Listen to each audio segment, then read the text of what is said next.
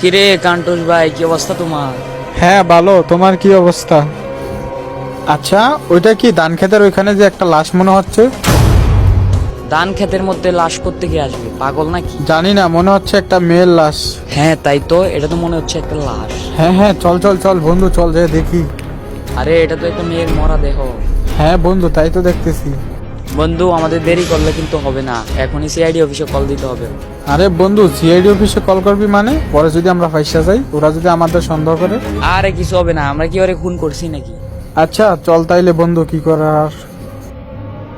সবাই মনোযোগ দিয়ে শুনে রাখো, বিষয়টা আমাদের এমন ভাবে সলভ করতে হবে যেন কেউ কিচ্ছু বুঝতে না পারে। আচ্ছা তাহলে ঠিক আছে, কয়টায় যাবেন? আমরা কালকে সকাল 7টার দিকে রওনা দিব সবাই। কেন রাসেল ভাই, আজকেই যাই? আজকে গেলে কি সমস্যা? না না, তুমি বুঝবা না ফারুক, কালকে সকালেই যেতে হবে। আচ্ছা তাহলে কিন্তু ডিল ফাইনাল, আমরা কিন্তু কাল সকালেই রওনা দিব। হ্যাঁ হ্যাঁ, কাল সকালে যাব। তোরা আরেকবার বলতেছি বন্ধু, এখনো সময় আছে, ভাইবা দেখ, পরে যদি কিছু হয়। আরে সমস্যা নাই, কিছু হবে না। এখন যদি আমরা সিআইডি অফিসে কল না করি, তাহলে আমাদের ধান কেটে লাশ পাওয়া গেছে, পরে আমাদেরকে ধরা হবে, পরে আমরাই ফেসে যাবো। তাড়াতাড়ি ফোন করতে হবে। আচ্ছা তাইলে ফোন কর, কি আর করবি।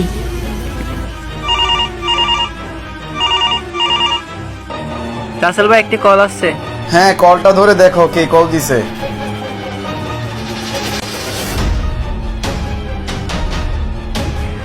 হ্যালো, কে বলছেন?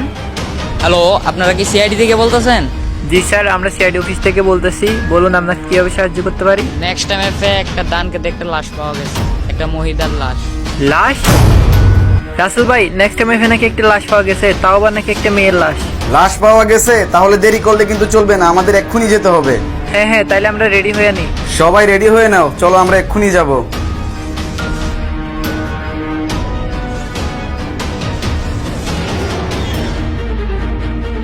রাসেল ভাই, আপনারা তিনজন যান, আমি বাইক নিয়ে আসতেছি।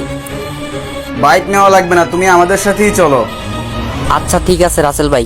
ধান ক্ষেতের ভিতর লাশ পাওয়া গেছে, তাও আবার একটা মেয়ের লাশ, এটা কোনো কথা?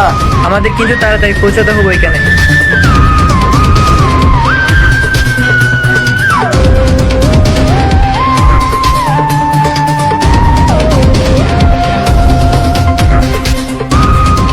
রাসেল ভাই, ওইখানে কে জানে একটা জমির মধ্যে শুয়ে আছে। হ্যাঁ হ্যাঁ, ওইটাই মনে হয় লাশ।